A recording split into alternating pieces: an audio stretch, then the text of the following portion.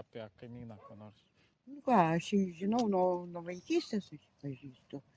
Jo tėvų žinojau, su jo mama dirbau kartu.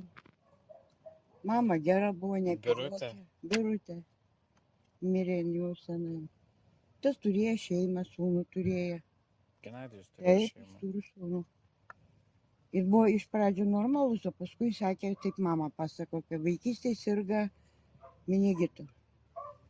Ir po kažkiek laiko jam ten kažkas tai įvyko. Toj galveliai, žmona nebegyvena, išsiskyrė.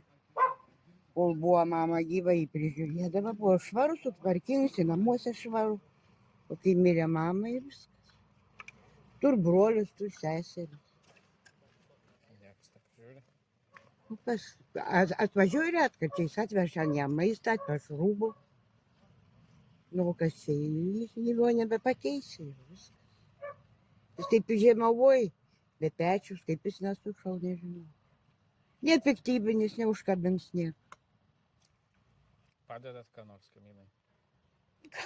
Ką aš jam galiu padėti, pensininkas. Čia kiti maistą padaro.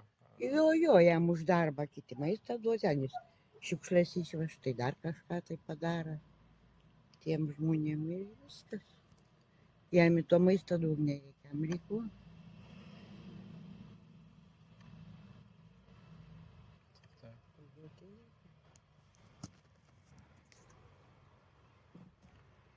Galėtų pasirūpinti su juo tenai, kokie prieglaudos, bet kai jis pabėgs, jis nebus to. Jau pripratęs prie tokio gyvenimo ir viskas. Ilgai vienoj gatvėje gyvenat su Knedijum? Daugiau senai. Tai dabar vaikas.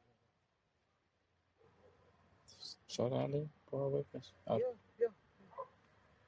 Jie gyvena pirmą pietiniam, turėjo 4 kambarių butą, kaip daugiavaikė. Paskui kažkaip tai, aš tiksliai nežinau, bet jie kažkaip tai neišsilaikė, pardavė ir nusipirko čia. Ir visą šeimyną atsikraustė čia.